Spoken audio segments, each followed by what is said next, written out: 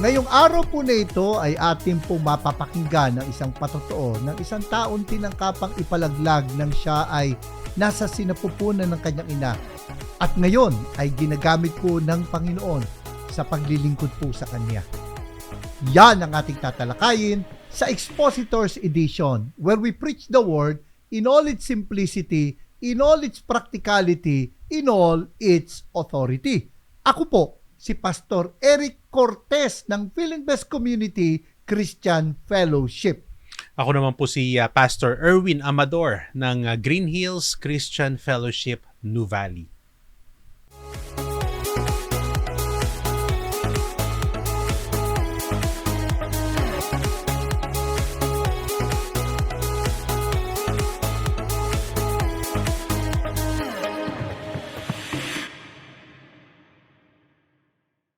At ating pong makakasama sa Expositors Edition, walang iba po, kundi si Pastor Ruther Orquilla. Magandang araw, Pastor Ruther.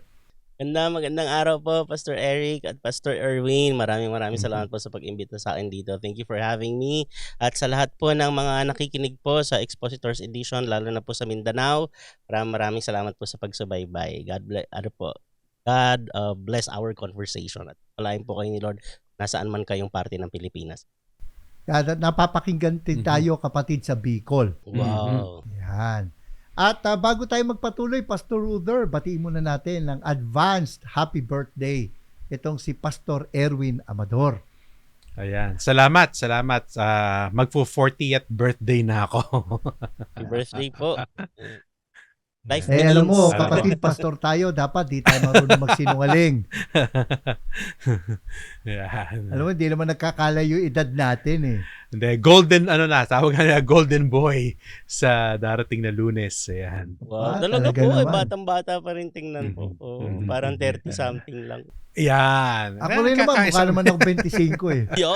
Amen. Alam mo, Kuya Ruther, no, kapatid, maganda siguro kwento mo muna yung background mo kasi alam mo, sikat ka, kilala ka sa Pilipinas Got Talent, pero marami pang ginawa ang Panginoon sa iyong buhay na magiging inspirasyon ng mga tao at nakwento mo nga sa akin na bago ka pinanganak ay muntik ka nang hindi maipanganak talaga. Opo. Una po yung sikat po, Pastor, sa nakakakilala lang sa akin. Yun, kasi yung sikat Daniel Padilla.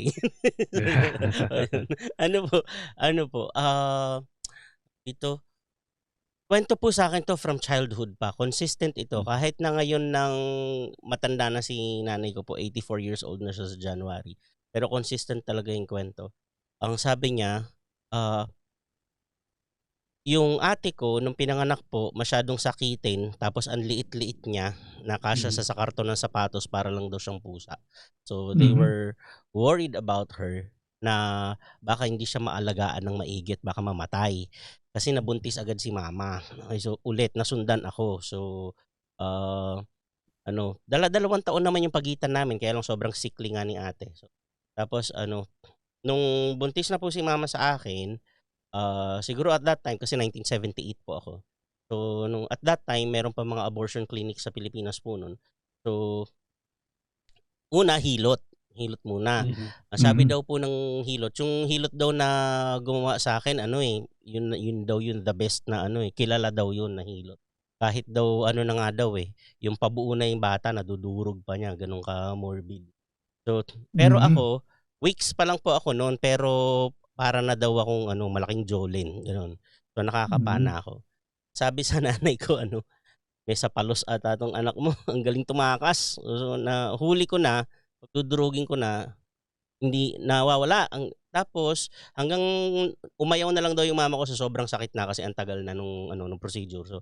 So wala. Tapos ang usapan nila daw ay i-clinic na. So bubunutin na talaga po ako. So ikakatheter daw.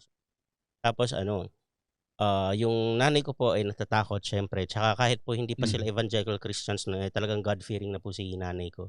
So Nagpunta po siya sa simbahan, tapos nag-pray po siya. Tapos, nung pag-uwi daw ni tatay, galing sa trabaho, ano, ang sabi niya sa nanay ko ito, ang bungad niya daw sa nanay ko ay, wag na lang natin ituloy.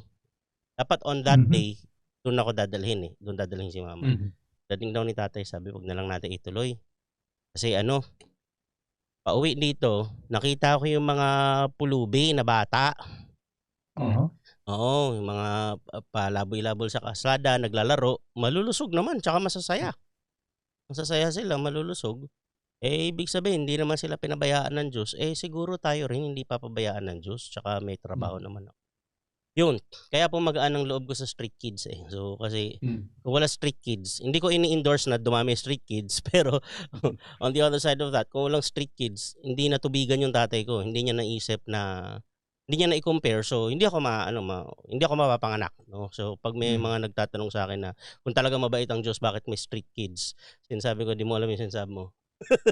Kasi kung wala street kids, di ako napanganak. So, Mhm. ngayon, ang trouble naman po doon, ang kinakatakutan nila ay yung repercussions. Kasi yung side effects, kasi maraming ininom si mama. Yung mga nabibili po sa gilid ng Mhm. Quiapo Church, yung mga Mhm. O nung panahon na yun, meron Mhm. yung mga pamparegla daw, pero actually pampalaglag yun eh. Opo, Mhm. yun. So, ang pinagpi-pray nila, tsaka siyempre nalamutak-lamutak ako, 'di ba, nung Mhm. weeks pa lang ako. So, ang prayer nila na paglabas ko, wala akong damage, 'no, Mhm. na normal ako.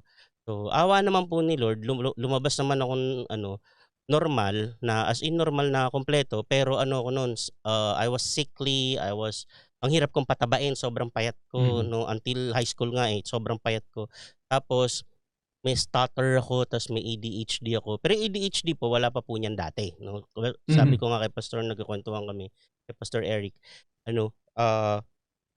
nung panahon naman po natin basta nagagamot ng sinturon tsaka ng tsinelas, tsaka Mhm. ng walis. Ang tawag lang dyan sa ADHD, malikot. Sobrang likot na Malikot, bata. makulit, Oo, ganyan lang ang tawag. opo. Ang amazing lang po kasi makulit ako tsaka malikot, pero naiintindihan ko yung nangyayari sa paligid.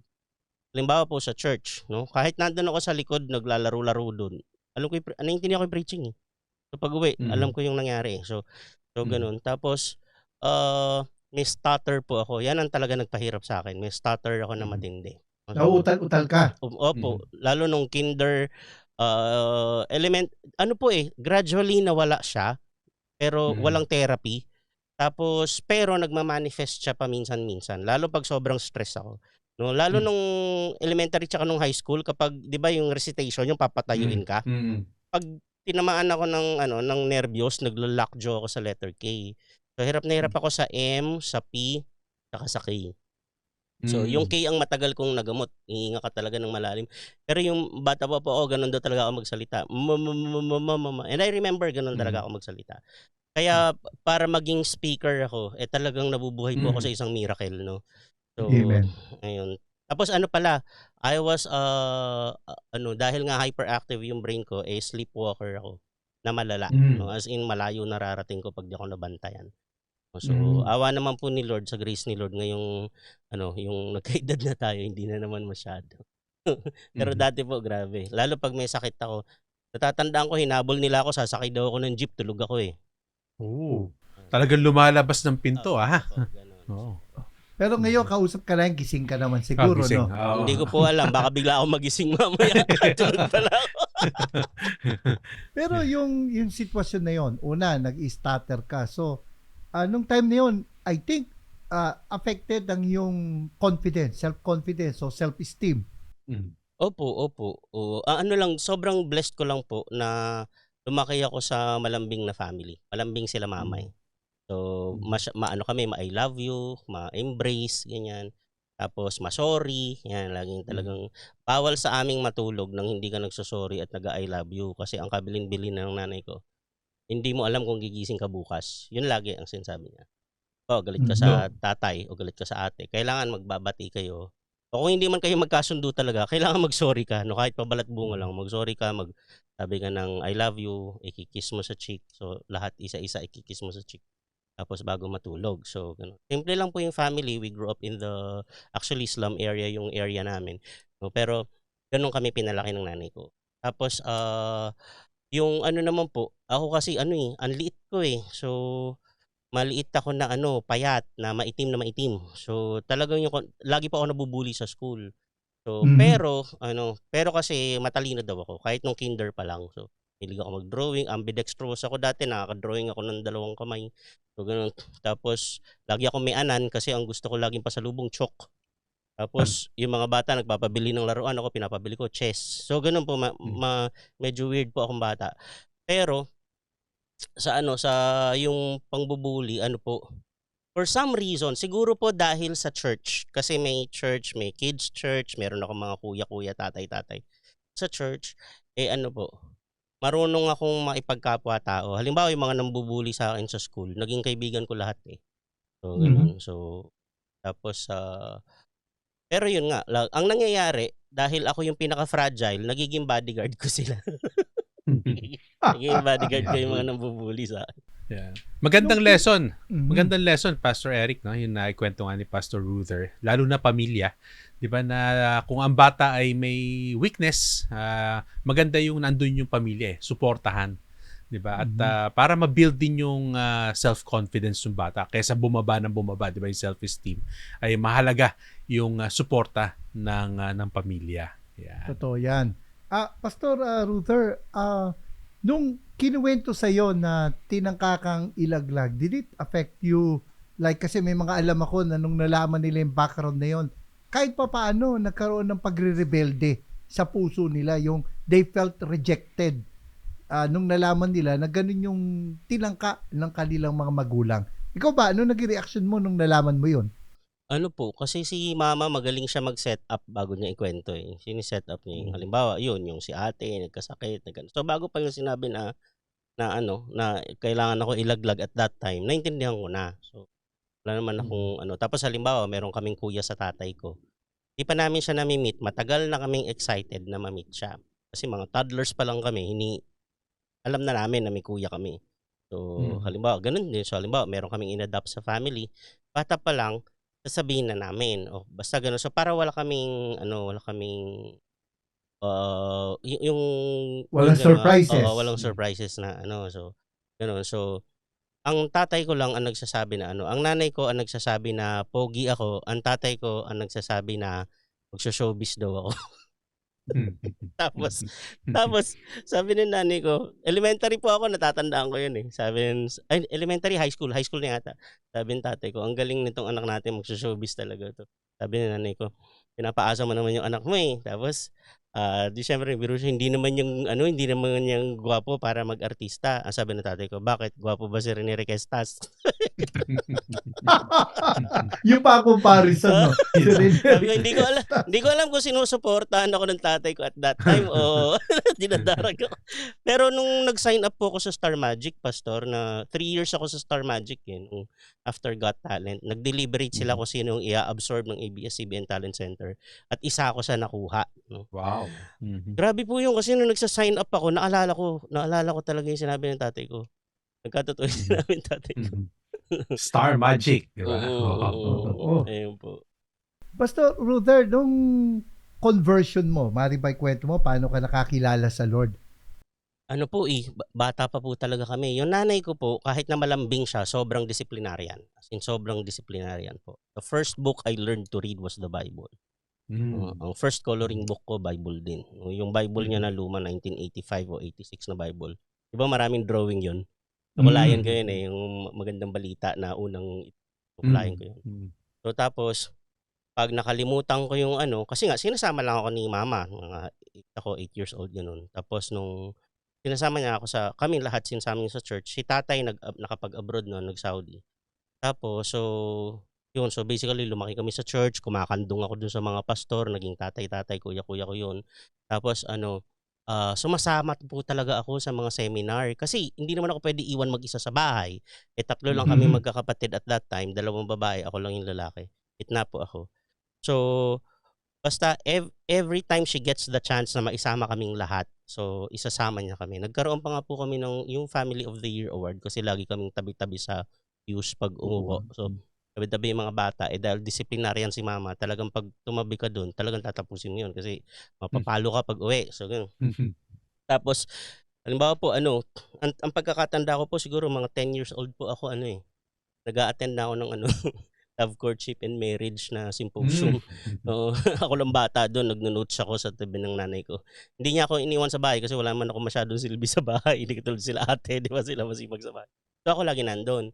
So, tapos 'pag mga missions, sinasama niya ako ang first missionary trip ko grade 4 ako sa Ilocos, sa Cervantes Mhm. sa Mountain Province. Tapos sa mga follow-ups, si mama po ay sobrang hilig niyang dumalaw. 'Pag merong hindi nagcha-church, kahit Mm.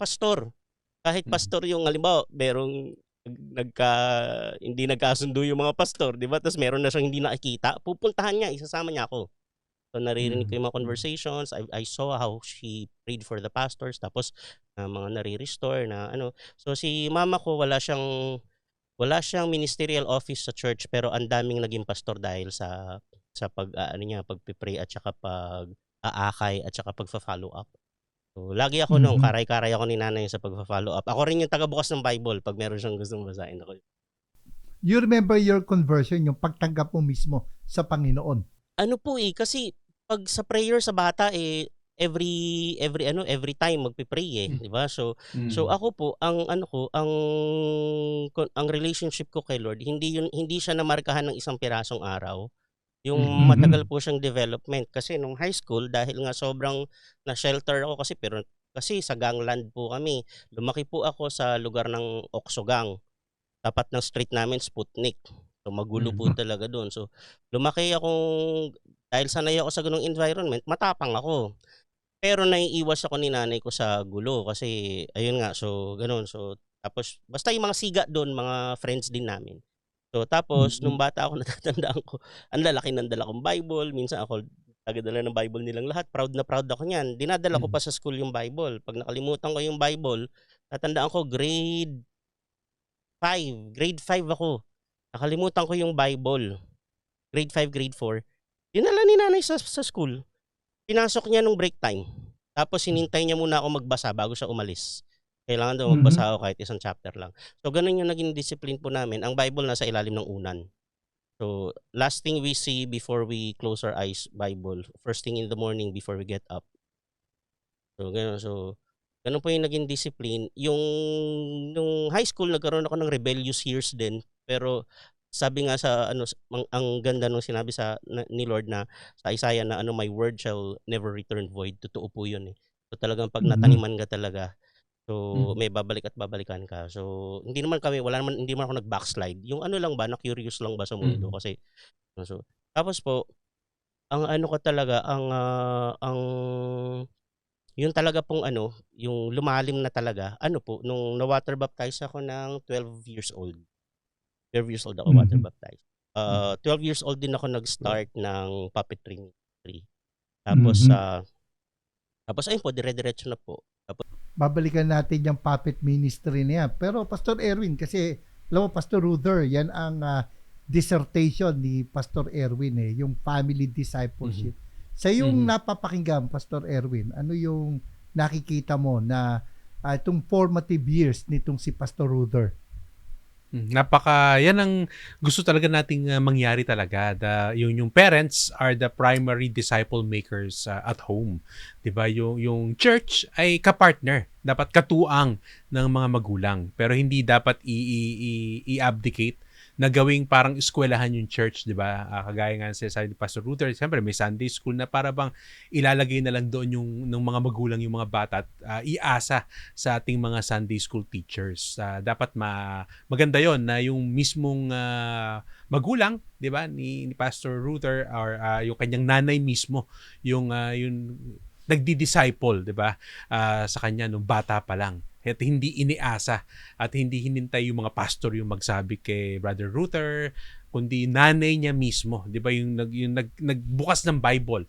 Ika nga, kumbaga yung nagpakita sa kanya sa Bible. At ganyan dapat ang gusto nating mangyari sa ating iglesia na kasi from Old Testament to New Testament ay sinasabi naman yan na ang mga magulang ang primary disciple makers sa ating mga tahanan.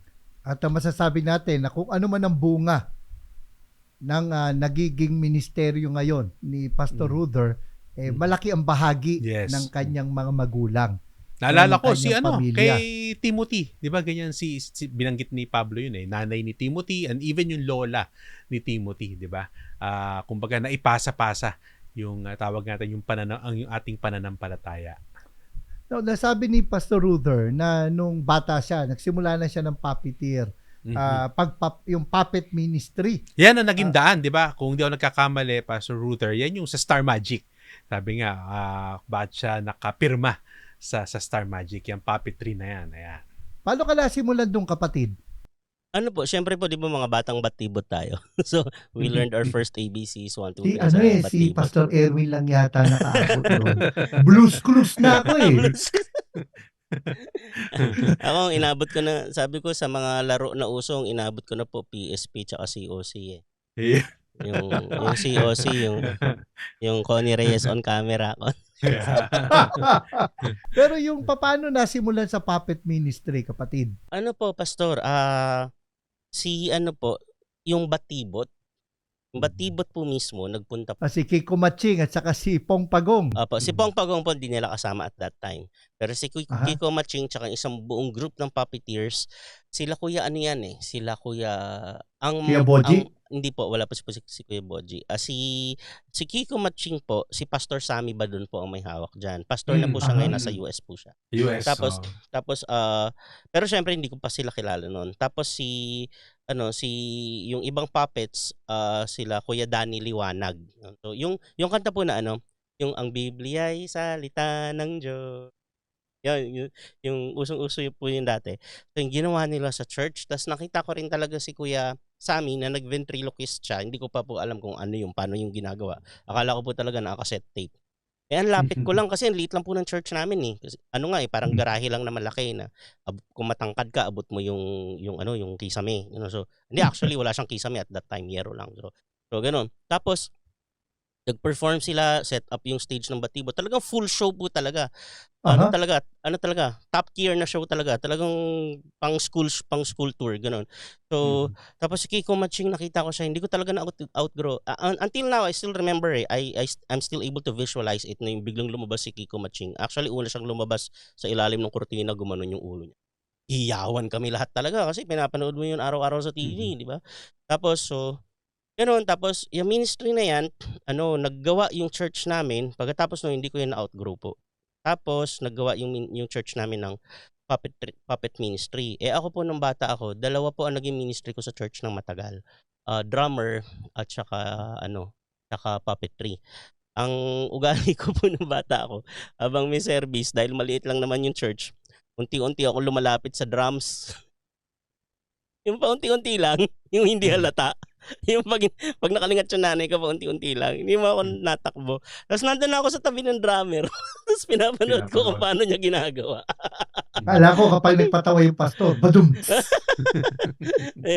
Ayun po. Tapos sa puppet, ganun din. Pag tumayo na, tapos na yung show, ginagawa ko, tumatakbo ko dun sa likod, tinitingnan ko kung paano nila ginagawa. Syempre, bawal yun, di ba? Pero, tapos, sinubukan kong hiramin yung isang puppet dun sa teacher ko. Hiniram ko, tapos sabi ko, paano ito? Tapos pinaglaruan ko. Sabi niya, sino nagturo sa'yo? Wala po. Tapos, ang galing mo naman. So, may naturalesa ako dun sa puppetry. So, tapos, sinama nila ako. So, training nila ako dun sa puppetry evangelism group ng church namin. Ako lang yung bata. Yung church niyo, ang pangalan ay? Christ Cares Christian Fellowship, founded by Bishop Wally Magcalas, who is now in Canada. Po yan? 12 yung training niya na iba-ibang background, multicultural church kami. Merong sa aming graduate ng Phoebias, may dalawang graduate ng Bethel, merong galing sa Campus Crusade for Christ, merong galing sa Catholic background. So, sama-sama sila, meron dating addict, so tapos ganun, iba-iba. Tapos syempre iba-iba rin silang orientation. So nasanay ako sa ganun na church. Now we really get along. Nag-a-adjust kami depende sa preference nung tatayo. So ganun po. At doon sa puppet ministry, sabi mo nga, lumago ka na sa ministry na yun, di mo na naiwanan yun. Tapos po, may mga gusto akong ibang career dati kasi po ang papa ko po nung buhay, during his prime, he was a very well sought after photographer. ano siya, chief gallery photographer ng Bob's Manila, the biggest of their time, no. That was the prime studio at that time. Tapos photographer for ano siya, politicians, for presidents. Ganyan. Tapos so mahilig ako sumama pag nung nag-freelance na siya, sumasama ako sa mga wedding coverage, ganyan. Tapos gusto ko rin maging drummer talaga professionally. Tapos kaya lang po na ano kami na bankrupt kami kasi si Papa muntik mapugutan ng ulo sa Saudi. Kasi nagba-Bible study siya doon. During that time sobrang higpit po talaga. Tapos wala namang internet, nag-aabang kami sa dyaryo sa ano kung ano nangyari. So pero hinuli po siya doon buti lang hindi siya nakulong. Kasi natakot yung magkukulong sa kanya baka daw maging Christian yung mga inmates. Totoo po yun. So sobrang ano ni Papa, so sobrang firm no, hindi siya natatakot makulong for the Lord. Natakot yung magkukulong sa kanya na baka daw yung mga makakasama niya sa loob na inmates na mga Middle Eastern maging Christian din. So kaya dineport na lang siya. Hindi siya makabalik. Wala na siyang sariling client, wala namang internet noon, wala na rin siyang employment. So pagdating dito, nahirapan talaga po kaming makabangon. As in from private school, naging pedicab driver ako. I mean, naka-private school ako at that time. Tapos biglang wala na talaga kaming money. Yung pedicab na binili niya for fun, binabiyahe ko na. So ganun po. So umabot po kami sa ganun. Abot kami sa 2 buwan, walang kuryente, ganun. So ang ginawa ko po, naghanap ako ng kasi hindi ako maka-school. So ang ginawa ko, naghanap ako ng paraan kung paano yung may gagawin ka tapos kahit papaano may mga love gifts sa'yo, ganun. So yung teacher ko po sa puppetry, sinasama-sama niya ako pag may invitation siya, mga birthday ng mga churchmates, binibigyan niya akong, halimbawa, pag binigyan siya ng 300 pesos, bibigyan niya ako 50. Secondary puppeteer lang ako doon, tagahawak ng mic sa loob, ganun. So tapos nag-audition po ako nung bago third year high school, ganyan, o fourth year high school, nag-audition ako sa Buyoyong. Doon po galing si Jose Manalo. That was a big show back in the early 90s. 1994 to 1998 nasa Buyoyong po ako. So nag-work po ako doon. So tapos ayun Doon ka na rin natutong mag-ventriloquist. Yung ventriloquism po hindi sa church po kasi yung Buyoyong po po yun, children theater pero walang ventriloquism sa kanila, mga clowns ganoon, character clowns. Pero marami po ako natutunan doon. Meron kami doong speech class na yung coach namin sa speech class doon, ang may-ari po pala noon si Mr. Carlos Atayde, malaki rin utang na loob ko diyan. Ano yan, uncle ni Arjo Atayde. No? So, yung asawa ni Maine. Yan. So, tapos, Marites. Marites, mga love team. So, yan. Tapos, bata pa ako nung sinabi niya sa mama ko nung nag-stage play kami sa sa Folk Arts Theater, sabi niya malayo mararating nitong anak ninyo. So, tapos, basta lang siya, basta humble lang siya palagi, sabi niya. Tapos grabe po ang mga training doon kasi yung mga coaches namin, mga international coaches, halimbawa po yung coach namin sa speech, pag lumalaban yung mga universities dito, mga top universities, pag lumalaban sa speech competition, siya yung coach. Tapos kinuha siya ng boss namin para mag-coach sa amin. Libre sa amin yun. So kaya po ang laking blessing po. Ang laking blessing na habang nag-work ako, hindi ako maka-college, walang pang-college, hindi ako gusto ko nang tumulong sa family. So, yun na yung doon na ako na my vocation has been my education and my ministry at the same time. So, pag kailangan ako sa ministry, yung expertise ko sa work ko, nagagamit ko sa ministry. Yung discipline ko sa ministry, yung gift ko sa ministry, nagagamit ko rin sa work ko. So, tapos nagagamit ko pong tumulong sa family. So, sa church talaga maganda yun no? Yung ating mga skills, ating mga talents, hindi lang yung ating mga spiritual gifts ay magagamit natin sa church, di ba? At saka, ang ganda nung emphasis ng church ninyo sa arts. Kasi parang usually nanineglect yan yung arts. Opo. I remember meron kaming ang leader namin si Pastor Arman Buenaventura, graduate po siya ng Phibias. Meron siyang program na ang tawag Be Active for Christ. So ang ginagawa pa namin kasi maliit lang naman yung church. Tatandaan ko bata pa ako nito Maliit lang naman yung church. So dinivide siya into 4 groups. So parang yun na yung D group mo, ganun, parang yan na yung cell group mo. Tapos every month may special presentation kami. Tapos every Sunday may Bible quiz kami prior to the actual Sunday service. So kung saan kami naka-series may Bible quiz yun. Tapos yung highest points yung highest accumulated points na group may premyo. Mga simple lang, chocolate gano'n. Pero ang saya po. Tapos pag talents night na talagang effort na talaga, grabe. So gano'n po ang saya. At Paano ka naging magician? Kasi alam mo, may mga church, ayaw ng mga magician eh. Opo. Ano po, nung nasa Buyuyong ako, may mga na-meet ako sa kasi 'di ba events po, 'di ba? Nami-meet ko yung iba. So may na-meet ako si Demetrio Quezon, 'yan. Ano ko po 'yan, naging ninong ko sa kasal. Ang tawag nila sa kanya Master Dem kasi marami talaga siyang tinuturuan. Ano po siya yung unang champion sa Itbulaga na Hyper Magic.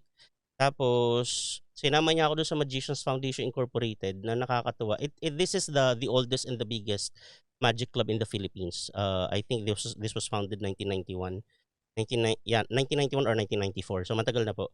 Tapos maraming Christian doon. So nakakatuwa po nung pagdating ko doon, maraming Christian na nagmi-ministry. So ganun. Tapos eventually naging open stage champion ako doon nung 2003, tapos nung 2011 naging president ako. So, ano po, ano siya engineering ang magic eh. Halimbawa po, sa aming mga magicians, kasi halimbawa si Jean Eugene Robert Houdin, which Harry Houdini got his name from. Jean Eugene Robert Houdin is, sa history of magic, ay ano po, he is the father of modern magic. This guy is a scientist. Kaya lang, hindi niya nire-register as scientific project yung mga project niya kasi ayaw nga niyang i-explain. Diba? Ayaw niya i-explain. Malagay sa mga magician ang secret. Oo, ayaw niya ibigay yung Siyempre. secret. Alam ba, kung makapagpailaw siya, hindi niya sasabihin sa'yo kung paano at hindi niya ibebenta. No? So, ganun. So, ganun. Ano, ang magic po ay theatrical arts. Yung magic po na sinasabi sa Bible, iba po yun. No? So, yung sorcery po, iba po yun. So, halimbawa po, yung magic po, originally, it's from the word, magus, magi. Ibig sabihin wise men who are able to do or study things that the common people do not understand. So and technically yung kasama sa first guest ni Jesus, the shepherds, after the shepherds yung magi. So magi of the east po, no? So sa mga commoners, mga magician ang tingin nila diyan eh. So ngayon pagdating naman dito sa Book of Acts, meron namang magician doon si Simon. Akala niya nabibili yung Holy Spirit. So ito si Simon trickster siya. So, ibig sabihin, akala niya, kasi yung magic po nabibili yan eh. May mga magic shop eh. I used to have Oo, magic yung shop. mga secrets, yung may mga techniques. secrets. So, akala niya nabibili. So, sabi ko dun sa circle namin sa mga magicians, sabi ko, tingin ko kaparehas natin to si Simon. Okay, tingin ko yung mga magicians din ng Egypt kaparehas natin. Kasi kung meron silang totoong power, hindi nila ma-recognize na totoo yung power ng kabila, no? Ang gagawin nila lang, mag-i-effort pa sila na mag-push. Nung kinain ni Moises yung baston nila, kulang na lang Nung kinain ng baston ni Moses. Oo, yung baston nila. Nung kinain di ba, dalawang ahas nung kinain, nataranta sila, hindi nila alam gagawin. Kaya lang hindi nila pwede buko yung sarili nila, papatayin sila ni Pharaoh eh. So ganoon. So pag ginagamit po sa entertainment, ang ngayon, ang appeal niya kasi live siya. So hindi katulad po sa movie na merong post-editing, merong kung ano-ano. Dito live. Pag nag-meeting po yung mga magician, sasabihin, ano gusto mong effect? Gusto ko halimbawa lulutang ako. Mga engineer po ang kausap nun. Magic engineer. Ano po sila, i-design nila paano magiging gano'n ang itsura nang hindi naman talaga gano'n na nangyari. So at nagamit mo, may nabasa akong isang article na may mga na-encourage na gamitin ang magic sa gospel presentation dahil sa'yo. Opo, tsaka po sa grace po ni Lord. At tsaka po meron po talagang actual na branch na gospel magic. Ang head po niyan si Dwayne Laughlin, Christian po 'yon. Talagang merong isang buong series at isang buong genre na pang-evangelism na magic. Kasi malaking tulong po ang visual arts lalo sa mga bata. So ang laki-laking tulong po talaga niyan. Sabi nga ni Dr. Seuss, 'di ba, when kids laugh more, they learn more. So pag na-amaze sila mas natatandaan nila. So ganun po. And all these things prepared you for Pilipinas Got Talent. Opo, lalo yung puppetry po, lalo po yung missions. Kasi yung missions, pastor, halimbawa sa Polillo Islands, natatandaan ko Polillo Islands, mga dumagat. So walang kuryente. Nagpa-puppet ako, sabihin mo na halimbawa 50 yung bata. 50 kids, open air, nakapalibot lang sa akin sila, nakaupo sa damo. Mag-ventriloquist ako. Walang mic. So, walang mic, walang sound system. So doon ako na-hone. Kaya nung pumasok ako doon sa industry, tapos nakita nila ako nagpa-puppet, nagulat sila, ba't ang lakas ng rehistro mo? Tsaka ang galing. Kaya lang, meron ako mga technique na mali na nahihirapan nga akong gamutin kasi wala namang learning resources noon. Hinuhulaan ko lang po literal, hinuhulaan ko lang kung paano. So nung na-meet ko Mhm. yung mga professionals, naturuan nila ako ng dagdag. Pero sabi nila, yung alam nila hindi nila magawa, yung shinare nila sa akin nagagawa ko.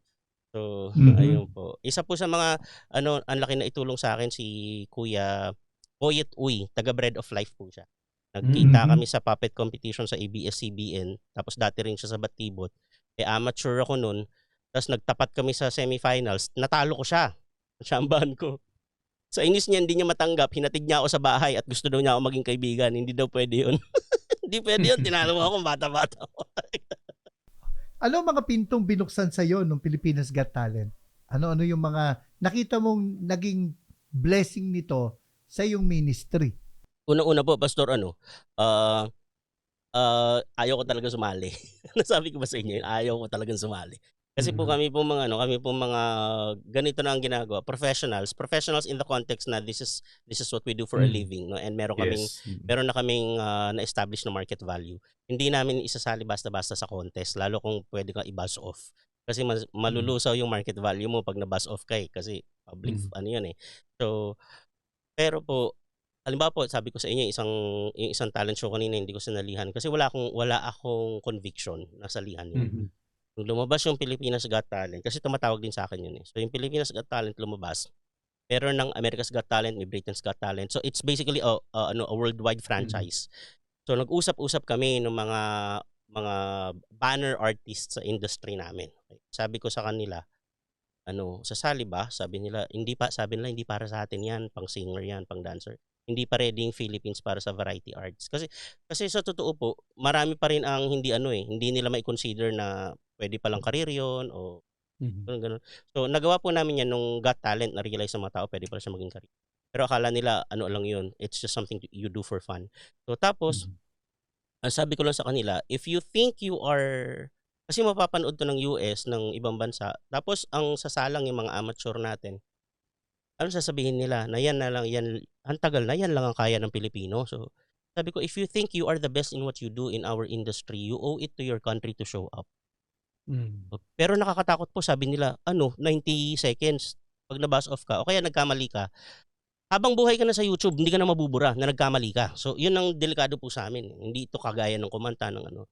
So, tapos po, ako naman po iba ang sa akin, personal pastor, kinakausap po ako ni Lord talaga. Hindi ako makatulog 3 gabi, umiiyak ako. Tapos Mhm. nagigising ako, tapos sabi ni misis, "Bakit?" Sabi ko, "Pinapasali ako ni Lord, natatakot ako, ayoko." Pati siya ayaw niya akong pasalihin. Sabi niya, "Maganda na yung rate mo, maganda yung career mo, maganda pangalan mo." Kasi po kaming mga nasa children entertainment, para kaming musician, 'di ba hindi naman kilala ng karaniwang tao sila Cesar Aguas, yung mga Mhm. pinakamagagaling na Ah. musician, 'di naman nila kilala, eh. Pero sa loob ng music industry kilala sila, 'di ba? Mhm. Gano'n Mhm. po kami. Hindi kami kilala ng karaniwang tao, pero sa loob ng industriya namin nasa malalaking pangalan na kami do'n. So, tapos sabi niya, "Wala kang kailangang patunayan, maganda yung career mo, bakit ka sasali?" Sabi ko, "Yung word, madaling araw, nagigising ako, pastor, anong ginawa mo sa talent na binigay ko sa'yo? Ginawa mo sa talent mo?" Grabe. Oo. Yung Parable of the Minas, 'no? Anong Mhm. ginawa mo sa talent mo? Yung kapatid 'no, matanong ko lang, yung kasi tinatawag ka naming pastor, papaano mo natanggap or papaano ba circumstances na nakita mo ito na full-time ministry kumbaga, kasama na itong ginagawa mo na gospel magic, puppet ministry, papaano natanggap mo yung pagkakatawag na maging lingkod ng Diyos? Opo, for a long time, halimbawa po nung nag-work na ako, kasi 'di musician ako sa church, 'di ba? Eh, 'di ba po ang schedule, 'di ba, ang kahit halimbawa Saturday practice, tapos, yung nagwo-work na po ako, events 'yun, eh. Mhm. Saturday may events, Mhm. eh. Hindi na ako makatugtog kahit na available Mhm. ako ng hindi nila ako papatugtugin kasi wala ako ng Saturday. Mhm. So gano'n. So, ang tingin na sa'kin ng nanay ko, backslider. Mhm. Tingin niya na sa'kin sabi ng nanay ko, "Nak, kailan ka babalik sa Lord?" "Nak, sumama ang loob ko no'n actually kasi ako na yung breadwinner, eh. Mhm. So, I'm supporting everybody." So, I was thinking, sabi ko, "Ma," sabi ko, ako yung nagbabayad sa lahat, eh." Sabi ko, masakit naman isipin na hindi galing kay Lord itong ginagawa ko." Mhm. So, tapos eto, tandang-tanda ko po, hindi ko alam kung natatandaan pa niya 'to, si Pastor June Oliveros, yung youngest pastor Mhm. dun sa mga minentor ng bishop namin. Sabi ko sa kanya, "Kuya," kasi gano'n lang tawagan namin dun, eh, "Kuya, kuya, po isama niyo ako sa prayer kasi gusto ko na makabalik sa ministry." Sabi niya, "Ano bang ginagawa mo ngayon?" So ano, "Work dito." Sabi niya, "Sino pa nag-work sa inyo?" "Wala, eh, kasi si papa hirap na hirap din kasi wala client, so paminsan-minsan." So basically ako na yung breadwinner. Tapos sabi niya, "Oh, yun muna yung ministry mo ngayon." Mm. Sabi niya Mhm. sabi niya, "Yan ang ministry mo. 'Wag mong titingnan yan na hindi yang ano, hindi yan ministry. Ministry yan, galingan mo diyan. Nilagay ka ni Lord diyan for a specific time, 'no? So gawin mo yan para sa Lord tsaka para sa family mo." Sobrang na-appreciate ko po. Kasi at that time sobrang dogmatic ng church na 'pag Mm. nag-ministry ka, 'pag nag-work ka sa labas parang wala ka sa Lord, eh. So tapos Mhm. tapos naging youth pastor po ako, pero hindi pastor ang tawag, president. Kasi ginawa naming Mhm. campus friendly, eh, youth org kami. Mm. Pero Mm. what we do, I was the youth pastor. Tapos nung nag-asawa na po ako, nag-migrate ako dito sa South, nasa Novaliches po ako, yung Christ Cares Christian Fellowship. Ngayon ang pangalan na po niya ay ano, Dwelling Place Global City Church. Tapos Dwelling Place City Church.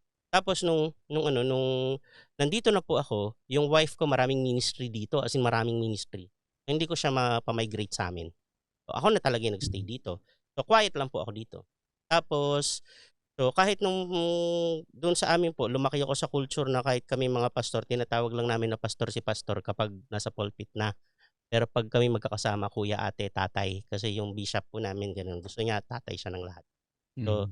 tapos so dito ganun din. So nung bumalik po yung home pastor ko galing sa US, kinausap niya ako, sabi niya, ano, "I-ordain na kita para ano, i-ordain na kita." Ayoko pa rin po kasi ano ako, member ako ng Comedy Cartel, nagpe-perform kami sa 19 East, yung mga bars Mm. po, tas Mm. school shows, UP, ayan, UP, UE, nagpe-perform kami. Sabi ko, ayoko po ng title na pastor kasi baka makasira ako sa mga pastor. 'Di ba po? Kasi sasabihin nila, Mhm. "Pastor bakit nandiyan sa ano, ba't nagko-comedy diyan?" Tapos Nasa comedy bar. oo, Mm. nagko-comedy. Ako naman po, ayokong iwan yung comedy. Alam niyo bakit, Mm. pastor? Aha. Ako lang yung comedian na nakakapagsabi sa mga audience, "Magsimba kayo, eh." Mm. Mm. Sinasama ko sa act ko. Mm. Nagda-drop ako ng truth bombs doon sa in Mm. between Mm. the ano ang sabi nga nila therapeutic daw yung act ko, eh, kasi napapaisip Mm. sila talaga tungkol sa buhay nila, eh, pagkatapos nilang Mm. tumawa, eh. Mm. So, kasi sobrang powerful ng humor, nakuha ko po yung lesson na yan doon sa bishop namin, si Tatay Wally. Ang sabi niya doon sa mga dinisciple niya na naipasa sa akin, sabi niya, kasi ang galing-galing niya magpatawa, pero sobrang brilliant po niyan, nakakapagturo yan, isang index card lang ang dala. Technically memorize niya yung Bible, eh. Pumipikit lang siya 'pag meron siyang gustong maalalang verse. Tapos ano, sabi niya kasi yung humor kasi, yung truth kasi, yung word, 'di ba sabi sa Hebrews ano 'yan, sharper than a double-edged sword. So Aha. 'pag nagsasalita ka ng truth, 'no, almost always masakit 'yan. So 'pag hindi mo 'yan, 'pag wala kang grace sa pag-deliver niyan, 'no, imbes na mabuhay yung tao baka mamatay, eh, sa sakit, eh. So para kang isipin mo para kang surgeon. Mag-o-opera ka. So kaya ako gano'n, ginagawa kong light bago ko ibaba yung mga mabibigat na points kasi para ko silang ina-anesthesia. Mhm. Magagamot sila pero hindi masyadong sobrang-sobrang sakit 'no. Oo. Mm. Yun ang napansin ko po. Kumbaga sa suntukan, yung joke yun yung jab. Hmm. O yung 1, 2. Etong Mm. kaliwang kamay, magjo-joke ako tapos 'pag may sinabi akong seryoso dito sa kanan, Yun na, right. tatama Mm. talaga, eh. Talagang Mm. mararamdaman mo sa tao para silang nakakita ng multo dun sa narinig nila, eh. No, so Yes. so ganun po. Yan. Pastor Eric, Pastor Ruther, no? Siguro 2 things lang muna. Ako yung take away ko dyan sa kinukwento ngayon ni Pastor Ruther. Mhm. Unang-una po yung ating pong mga trabaho, 'di ba? Kung hindi po kayo pastor, 'di ba? Hindi po ibig sabihin ay walang kwenta 'yan sa ating Panginoon. Amen. Yan kapag ay ginawa niyo yan para sa Panginoon, that is also a form of worship. Dahil hindi lang Amen. naman po yung nasa loob lang ng 4 walls of the church building ang ministeryo. At pati po yan sa trabaho ninyo ay magagamit din ninyo yan upang magawa natin ang ating mission. Isa lang naman ang ating mission, 'di ba? To make disciples. At kagaya ng ginagawa nga ni Pastor Ruther, even in the act of comedy ay kaya niyang maibahagi. Sabi nga yung gospel. So ibig sabihin, wherever we are, we can become salt and light of the world. Yan ang At saka ang napulot ko, eh. comedy, kung i-give up ni Pastor Ruther yun, Mm. puro bastos na marinig natin mga Mhm. komedyante. With all due Mhm. respect sa Mhm. mga komedyante ha. Kasi Mhm. may iba, kasama na talaga pagmumura at yung pagiging Mhm. bastos para makapagpatawa. Pero hindi naman kinakailangan. Pwede naman tayo magkaroon ng clean fun. Dahil ang humor naman ay hindi basta patawa lang eh. Ang humor, mapapaisip ka din eh. No? Hanga naman ako sa mga stand-up comedian kasi planado lahat yan eh. Hindi naman yan yung off the cuff o off script yan eh. Alam nila kung paano sa audience, and it's actually a skill sa public speaking. Yan ang isang, tama ka Pastor Erwin, our work, secular work is full-time ministry. Yung nga lang Pastor Ruther, syempre may mga hindi rin naman natutuwa sa ginagawa mo. At nakatanggap ka rin na napag-usapan namin ni Pastor Erwin yan ay may mga naging bashing din na tinanggap ka lately. Bigyan mo kami ng background. Kahit po dati pa, mas laser focus lang yung ngayon. So, dati in passing, halimbawa, nag-post ako na nagjo-joke kami ng puppet, tapos nakakatawa, tapos magre-recite kami ng verse, di ba, gano'n. So, syempre, puppet yun, kunwari bata siya, di ba, minsan ginugulo-gulo niyo kunwari. Tapos, syempre, mabubuo namin, tapos ma-deliver namin yung lesson. Pero sabi nila, ginagawa ko daw, binabastos ko daw yung Bible, ginagawa kong katatawanan. Sabi nila, ginagamit ko daw yung Bible para lang makapag-comedy. Ang sa akin po, hindi po, ginagamit ko yung comedy para makapag-Bible. Ginagamit ko yung comedy para maibigay yung Bible sa kabataan. No? It's the other way around. So, tapos, ano nga po ito eh, kahit po yung mother-in-law ko, tinanong niya ako dati nung buhay pa yun. Sabi niya, 30 years akong Christian, 5 beses ko nabasa ang Bible, wala akong nakitang nakipagtawanan. Kaya ako naging sobrang obsessed po sa cultural studies. Kasi nga gusto kong hukayin talaga na saan to. Sabi ko nga, napatanong ako nung Lord, tama pa po ba itong ginagawa ko? Tapos sabi ko, may tawa po ba sa Bible na saan? Bukod dun sa Psalms chapter 2 na natatawa si Lord dun sa mga rebellious na tao. No? Meron ba talaga? Meron bang good-hearted laugh sa Bible? Sabi niya, meron. Ang impression sa akin ni Lord, nandyan, hanapin mo. Saan? Andyan, hanapin mo. Yung name na Isaac. Yung para ako nalaglagan ng scale sa mata. Kasi pag nagpipray yung mga Jews, sinasabi nila, God of Abraham, God of Isaac, God of Jacob. Yung Isaac means laughter. So when you transliterate, when you say God of Isaac, that would give you God of laughter. Kaya that turns laughter into something sacred. Kaya pag Christian ka, hindi ka na dapat nakikipagtawanan sa mga bastusan. Dapat meron kang malinis na comedy. So, umano po ang loob ko nun eh. So, tapos etong mga bashing po dito sa social media, napansin ko po ito ang dynamics ng social media. No? Pag babae ka, maganda ka, magiging followers mo mga lalaki. Okay? Pag babae ka, tapos ang strength mo nag-a-advise ka, magiging follower mo mga babae. Okay? Yung advice mo. Tulad ni Tita Kim, Christian yon, 1.5 million yata yung followers niya. Nag-a-advise siya lagi. Tapos, pag lalaki ka, pag single ka, pogi ka, babae magiging follower mo. So, kahit na Christian ka, kahit na halimbawa yung The Ones, di ba? Mas marami silang followers na babae. Okay, mga talented, mga pogi. Okay. So, ma-inspire nila yon. Pag married ka na, okay, hindi ka na gaanong ifa-follow ng mga kabataang babae. Ang magfa-follow sa'yo, kasi pinag-aralan ko po ito, ang magfa-follow sa'yo yung mga gustong maging kagaya mo. Yun ang magfa-follow sa'yo. Gusto nilang matutunan yung ginagawa mo. Paano ba yan? Kaya lang po, napansin ko dito, pag tinitingnan ko po, merong mga tao na gusto nila yung ginagawa mo, kaya lang hindi ka nila alam kung paano i-approach. So, kaya yung iba, kung ano-anong ginagawa para makuha yung attention mo, para makuha nila yung... Kasi pag naka-build ka na po ng platform, audience mo yan eh. Halimbawa po, music museum, theater nila yon. Walang makakapag-show doon ng hindi nila aprobahan. Di ba? Ganun yan eh. Okay, so pag nakagawa ka na po ng platform mo, yun na yung bahay mo. Okay? So kung merong gustong makihiram sa audience mo, so either of the two, kakaibiganin ka nila, magiging magkaibigan kayo, papahiram mo yung audience mo. Yung isa, pag ayaw ka naman niyang kaibiganin, aawayin ka niya. At yun naman malungkot. Kasi katulad nun, siyempre, hindi ka naman matatawag na sophisticated. Simple lang naman ang yung mga pananaw sa buhay. Kaya may iba naman na tinitechnical ka. Like, although maiksi lang natin mapag-uusapan yan, sapagkat ay din naman natin bigyan ng mahabang panahon ang ganyang mga tao. Eh yung binanatan ka doon sa isang post mo na, kumusta ka Lord? Meron po talaga mga tao na they would jump at every opportunity to turn it into a theological debate. Napansin ko po yan, Pastor, karamihan dyan, mga bata pa. Kung hindi fresh graduate, bata pa talaga. So kasi po, nagtataka ako halimbawa, ikaw po, professor ka sa Phoebias, mabait ka sa akin. Si Dr. Tika, may sariling Bible College, bait naman siya sa akin. Ang alam ko, reformed yun mabait siya sa akin. Wala kaming problema. Yung mga may-ari, in-invite ako ng Shekinah Bible College para mag-speak. Yung dean, sobrang bait sa akin. Alam naman nila na iba ang stand ko sa ibang bagay. No?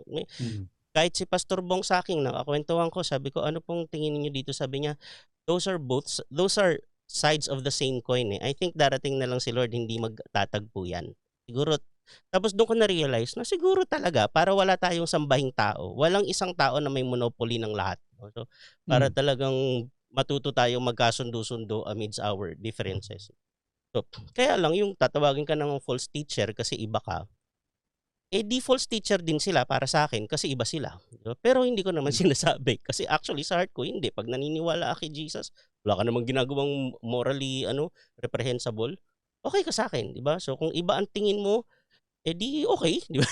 So ngayon, yung sa yung sophistication, it comes from the school. Alam niyo po ba't hindi ako nakapag-Bible school? Kasi nga po, di ba lumaki ako sa church? I grew up around Bible school graduates. Ayaw akong bigyan ng endorsement.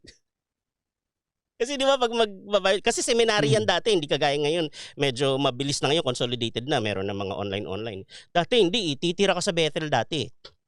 Tama? Magdo-dorm ka dun kailangan ako sa ministry Sabi ng senior pastor ko, hindi kita bibigyan ng endorsement unang-una. Kailangan ka namin dito. Pag pinadala kita doon, titira ka doon. Isang taon, 2 taon. Kailangan ka namin dito. Tapos sabi niya, pangalawa, 10 years old, 8 years old ka, andito na kami. Nagpupuyatan tayo. Meron pa nga po kami mga mock debates Ganun yung church namin Pag Wednesday, Thursday, meron kami mga mock debates, iba-ibang religion, inaaral namin. So, tapos tinuruan ka namin lahat, ganyan-ganyan.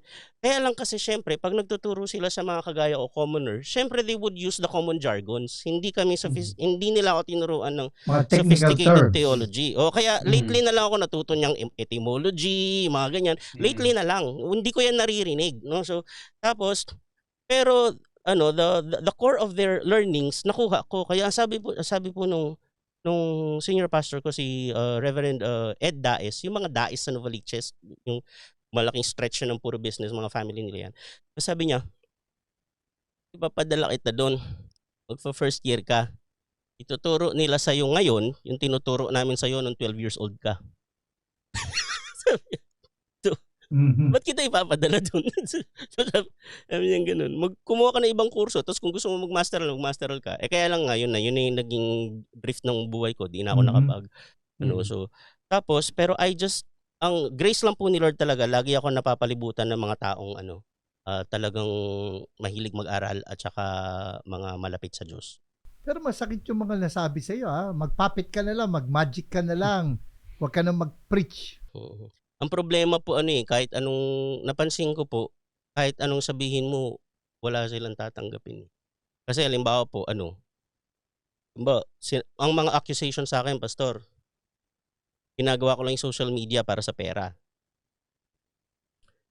Ang laki ng TF ko sa show.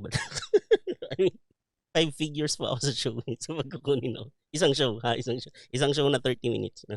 Tapos, so yun, hindi na ako nagma-market Kasi alam niyo po ang word sa akin ni Lord nung pandemic. Kaya nag 500 episodes ako, dire-diretso yan, gabi-gabi. Walang tigil, huminto lang ako, nagkasakit ako, tapos dire-diretso. Naka 50 season po ako, 10 episodes per season. So, tapos ngayon, weekly ko na lang siya ginagawa, every Friday, wala ng pandemic. Pero alam niyo po, nung hindi na ako nagma-market, tinatanong ako ng mga friends ko sa industry, ano na nangyari, Ruther, marami naghahanap sa'yo, ba't hindi ka na nagma-market? Sabi ko, yung mga request na lang, hindi ko tinatanggihan, nahihiya ako. Pero ayoko na ng mga bagong clients, hindi na ako nagma-market. Bakit? Kasi andito na ako sa ministry, tinanggap ko na yung ordination, in-embrace ko na. Tapos, sabi ko, okay, bakit? why now? Why now? You're still at the peak of your career. Why? Why leave? Sabi ko. Hindi ko ma-explain pero kasi ang sabi sa akin ni Lord sa consciousness ko, ito ang words sa akin. Hanggang kailan kita hihintayin? Yun ang word ni Lord sa akin. Hanggang whether they believe God speaks to you or not. Pero yun ang word sa akin. Hindi ko yun i-imbentohin kasi napaka-inconvenient nun. Ba't ko sasabihin yun sa sarili ko? Ang ganda ng career ko. Hanggang kailan kita hihintayin? Tapos lahat na ng sub-thoughts dun po, nadala na kita sa US. Lahat na ng pwedeng pagdalhan, nadalhan na kita. Walang nakabreak. You've broken every record sa Philippine puppetry. Saan pa kita dadalhin? Hanggang kailan kita hihintayin. Kaya talaga pong nag-fold na ako Nag-surrender na po ako talaga. Yung ordination po na yan, grabe po. Kinonsolidate po talaga ni Lord yan. Isipin ninyo, wala akong, yung si Bishop Rolex Escal, yung may hawak ng pinakamalaking org ng mga pastor sa Batangas. Nung mag-ordain siya, i-ordain niya yung pastor namin para mabigyan ng ng krasam. Tapos, ang daming gusto magpakasal sa akin kasi yung mga lesson ko sa marriage, gustong-gusto nila. Tapos, so, meron akong in-officiate po na yun, yung exchanging of vows. Hindi naman kailangan ng license doon, di ba? Vinidyo ko, pastor. Yung dami nakanood, kuya, ikaw salam ko, hindi ako nagkakasal, wala akong license. Ano lang yun, Christian ceremony lang yun. Tapos, tinanong ko, tapos sabi niya, sumabay ka kay pastor mo, tanong mo sa kanya. Tinatanong nga po ni pastor kung pwede daw. Pumunta ka dito, i-ordain kita. I know the scope of your ministry, kilala kita, i-ordain kita. In-ordain ako. Tapos nilakad na nila yung license ko, so may license ako. Isipin niyo yung miracle na yun, paano? Well, Pastor Erwin, any final word of encouragement kay Pastor Ruther? Well, nakakatuwa, di ba? Nakaka-encourage, di ba? Especially yung kung ano yung pinagkatiwala sa iyo ni Lord, 'di ba, na talent or gift, kung ano man ang tawag mo diyan. Magandang gamitin talaga natin para sa Panginoon. Sabi na banggit niya kanina. Ito naman yung kanina parable of the minas, yung isa naman parable of the talents, although pera yung talents doon, 'di ba? Ibig sabihin na kung ano yung pinagkatiwala sa atin ni Lord, wag mo ibaon sa hukay, 'di ba? Kailangan ay gamitin mo para madatnan tayo. Speaking of mga nangyayari na rin sa paligid natin, magandang madatnan tayo ng ating Panginoon na nagtatrabaho tayo, sabi nga, sa kanyang kingdom, sa kanyang ubasan. Ayan. At magandang iiwan namin sa inyo ang sinabi ng Panginoon kay Pastor Ruther, hanggang kailan kayo hihintayin. Tayo po ay binigyan ng Diyos ng panahon, ng time, ng talents, ng treasure. Yan po ay binigay dahil tayo pinagkatiwalaan at kailangan po maging mabuting katiwala tayo ng mga ibinigay po sa atin ng ating Panginoon. Kung naghihintay pa po kayo ng pagkakataong maglingkod, ibinigay na po ng Panginoon sa atin. Marami pong salamat sa inyo pong pagsubaybay sa isa na naman pong mayamang talakayan dito po sa Expositors Edition. Huwag niyo pong kakalimutan mag-subscribe sa aming YouTube channel at kung napagpala po kayo ng aming episode, paki-like, paki-share. At para po wala kayong ma-miss na episode, paki-click po ang notification bell. Kami rin po ay napapanood sa Facebook at napapakinggan sa Spotify. Ang Expositors Edition ay mapapakinggan din po dyan nga po sa Bicol Region sa pamamagitan nga po ng CARE 104.3 DWAY FM at maging sa Mindanao Region dyan po sa 1116 DXAS Your Community Radio sa Zamboanga, Basilan, Sulu at Tawi-Tawi. Ako po, si Pastor Eric Cortez na nagpapaalala, ang katotohanang nagpapalaya, katotohanang isinasagawa. Ako naman po si Pastor Erwin Amador na nagsasabi po sa inyong be intentional in studying the Word of God, then be intimate with the God of the Word.